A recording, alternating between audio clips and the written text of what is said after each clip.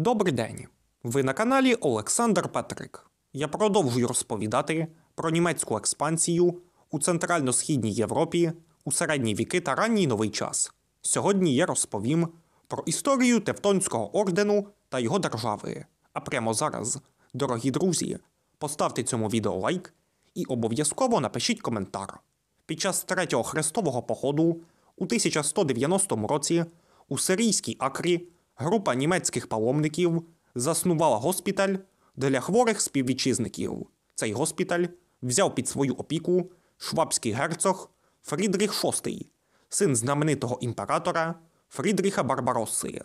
У 1191 році на базі цього госпіталю Папа Римський затвердив німецьке братство Святої Марії в Єрусалимі, яке у 1198 році було перетворене у духовно-лицарський орден Дому Святої Марії Тевтонської у Єрусалимі. Так, на базі госпіталю виник Тевтонський орден. Тевтонський орден підпорядковувався Папі Римському та імператору Священної Римської імперії. Символом Тевтонського ордену став латинський хрест чорної емалі із білим обрамленням. Лицарі ордену жили за суворим статутом, одним з головних пунктів якого було беззаперечне виконання наказів керівництва ордену. На чолі Тевтонського ордену стояв генеральний капітул ордену, загальне зібрання всіх священників, лицарів і зведених братів.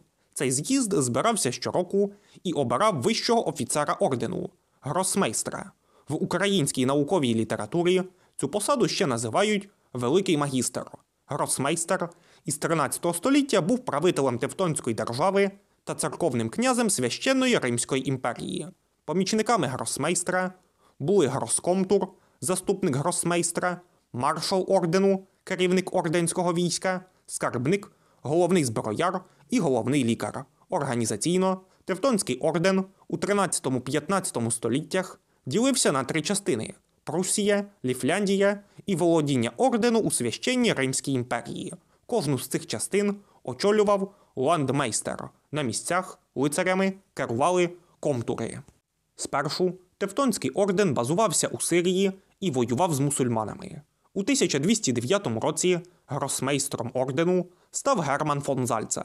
Він був честолюбним політиком, видатним воєначальником, талановитим дипломатом і другом імператора Фрідріха II Гогенштауфена. Фон Зальце добре бачив, що становище хрестоносців на святій землі з кожним роком погіршується, і рано чи пізно мусульмани виженуть їх звідти. Тому гросмейстер звернув свій погляд на Європу, де вистачало своїх язичників, які були набагато слабшими за мусульманські держави. У 1211 році Герман фон Зальце прийняв запрошення угорського короля Андрія II, який попросив тевтонців допомогти йому у боротьбі із половцями. Тевтонський орден покинув Сирію і перебрався у Трансильванію, де отримав від угорського короля чималі земельні володіння. Тевтонці швидко перемогли половців, але після цього лицарі почали розбудовувати в Угорщині власну державу. Угорське дворянство було налякане посиленням тевтонців, і тому у 1225 році Андрій II змусив лицарів покинути Угорщину. Але незабаром Герман фон Зальце отримав запрошення від польського князя Конрада Мазовецького. Князівство Конрада межувало із землями язичників-прусів, які постійно нападали на його князівство. Спершу для боротьби з прусами Конрад створив власний орден Добжинських братів, але цей орден був розгромлений прусами. І саме після цього, у 1226 році, Конрад запросив тевтонців до себе для боротьби із прусами. Конрад надав лицарям міста Кульм і Добжинь із навколишніми територіями, а також пообіцяв визнати за орденом всі захоплені ним землі. Так, Тевтонський орден з'явився на Балтиці. Тевтонці швидко взялися до справи. Пруські племена були роз'єднані і не змогли об'єднатися проти нового ворога. Тому тевтонці досить легко підкорили численних прусів. Значна частина пруської знаті сама пішла на союз із лицарями, прийняла католицизм і стала брати активну участь у розбудові Тевтонської держави. Частина прусів була винищена, але більшість з них була германізована. На захоплені землі прибули тисячі німецьких колоністів. На захоплених землях тевтонці будували замки, які ставали їхніми опорними пунктами. На правому березі Вісли тевтонці заснували замок Торн, нині Торунь у Польщі. У 1255 році під час хрестового походу на прусів тевтонці збудували замок, названий на честь чеського короля Пшемисла II, який брав участь у цьому поході, Кенігсбергом. А в 1270 році тевтонці звели замок Мар'єнбург, нині Мальборг у Польщі.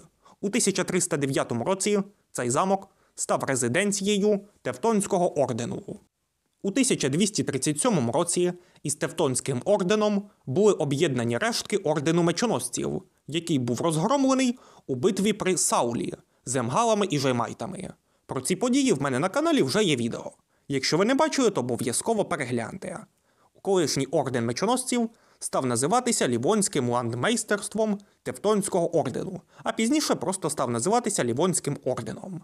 Таким чином, у середині 13 століття під владою Тевтонського ордену опинилися Прусія і Ліфляндія, а в 1346 році орден забрав у Данії Естляндію. Після підкорення прусів останніми язичниками на Балтиці залишалися литовці. Тевтонський орден починає з ними запеклі війни. Крім християнізації литовців, орден мав і іншу, більш практичну мету. Справа в тім, що литовська Жемайтія відділяла пруську частину ордену від ліфлянської. Тому лицарі з усіх сил намагалися прорубати сухопутний коридор з Прусії до Ліфляндії. Тевтонці неодноразово нападали на литовців, а литовці, у свою чергу, здійснювали походи на Прусію. В ході цих запеклих воєн тевтонці неодноразово доходили до Вільно, Гродно і Полоцька. Але литовці часто перемагали тевтонців. Наприклад, 13 липня 1260 року у битві біля озера Дурбе литовське військо дощенту розгромило тевтонців. У битві загинули лівонський ландмейстер Бургхард фон Хорнгаузен, маршал Прусії Генріх Ботель і ще 150 лицарів. Також орден воював із Новгородом і Псковом, які активно підтримували естів і лівів у їхній боротьбі із німцями. Також Новгород і Псков були серйозними торговими конкурентами німців. Російська пропаганда широко розпіарила міфологізовану перемогу Олександра Невського на Чудському озері, але мало хто чув про більш масштабну і підтверджену різними історичними джерелами битву при Раковорі в Естонії 18 лютого 1268 року.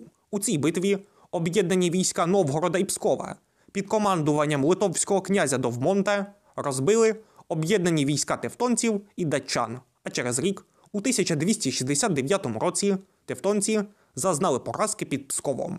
У 1238 році галицько-волинський князь Данило Романович у битві під Дорогичином завдав тевтонським лицарям розгромної поразки і таким чином зупинив наступ лицарів на українські землі. Про ці події в мене на каналі вже є відео. Якщо ви не бачили, то обов'язково перегляньте. Князь Конрад Мазовецький, очевидно, був радий, що тевтонці розбили прусів. Однак тепер, замість пруської проблеми, поляки отримали набагато серйознішу проблему – тевтонську. До початку 14 століття тевтонці створили власну військово-феодальну державу. Лицарі добре розуміли, що контроль над торговими шляхами Східної Балтики принесе ордену величезні прибутки. Тому на початку 14 століття тевтонці, скориставшись роздробленістю Польщі, захопили Гданськ і Польське Помор'я. Таким чином, Польща була відрізана від Балтійського моря. Польський король Владислав І Локетек спробував відвоювати втрачені землі і в 1326 році почав війну з орденом і його союзником Бранденбургом. Бойові дії йшли з перемінним успіхом, і навіть у 1331 році Владислав зміг розбити тевтонців у битві під Пловцями. Однак в цілому ця війна закінчилася для поляків невдачею, і в 1343 році польський король Казимир III Великий уклав із тевтонцями Каліжський мир, за яким Польща навіки відмовлялася від Помор'я. Небезпека із боку ордену змусила Польщу шукати союзу із Литвою, і в 1385 році була укладена Кревська унія між цими двома державами. Головним наслідком цієї унії стала пізніша перемога об'єднаного польсько-литовсько-українсько-татарського війська над тевтонськими лицарями у битві під Грюнвальдом 15 липня 1410 року. Ця перемога підірвала військову міць Тевтонського ордену, однак сама орденська держава все ж таки змогла вистояти. Правда, в Тевтонському ордену почалася політична криза. Міста і дрібне дворянство Пруссії були незадоволені владою лицарів і в 1440 році створили так званий Прусський союз, який був спрямований проти керівництва ордену. У 1454 році союз підняв повстання проти ордену і попросив допомоги у Польщі. Польський король Казимир IV почав із орденом так звану 13-літню війну, яка тривала до 1466 року. 13-літня війна тривала з перемінним успіхом, і я обов'язково зніму на своєму каналі детальне відео про цю війну, бо це дуже цікавий конфлікт. Спершу поляки зазнали поразки, але згодом змогли переламати хід війни на свою користь. За Другим Торунським миром 1466 року до Польщі відійшли Гданське Помор'я, Хелмінська і Міхаловська землі, Вармійське єпископство і орденська столиця Мар'єнбург. Таким чином Польща отримала вихід до Балтійського моря. Тевтонський орден став васалом Польщі. Столицею ордену став Кенігсберг. Під владою тевтонців залишилася лише Східна Прусія, оскільки Лівонський орден відокремився від тевтонців і увійшов у склад Лівонської конфедерації. У 1511 році гросмейстером Тевтонського ордену став Альбрехт Бранденбурзький із династії Гогенцолернів. Альбрехт спробував вийти з-під васальної залежності щодо Польщі і в 1519 році почав із поляками війну. Однак ця війна закінчилася для нього невдачею. Згодом Альбрехт познайомився із Мартіном Лютером і прийняв протестантизм. Під впливом Лютера Альбрехт провів секуляризацію церковних володінь і перетворив Тевтонський орден у світське герцогство Пруссія, яке у 1525 році стало васалом Польського королівства. На цьому держава Тевтонського ордену припинила своє існування, хоча сам Тевтонський орден, до речі, існує і досі. Але, по суті, це просто громадська організація, яка займається тим, що вона береже просто архів і бібліотеку Тевтонського ордену. Підсумовуючи, можна сказати, що Тевтонський орден став такою собі бомбою сповільненої дії щодо, зокрема, Польщі, оскільки, хоча Тевтонський орден у 1525 році і припинив своє існування, однак герцогство Пруссія стало дуже небезпечною такою країною щодо Польщі, і пізніше Пруссія зіграє величезну роль у знищенні польської державності під час 3 поділів Польщі у 18 столітті. А що ви, дорогі друзі, думаєте про Тевтонський орден і про його діяльність? Пишіть свої думки в коментарях, ставте лайки, підписуйтесь на канал. До нових зустрічей!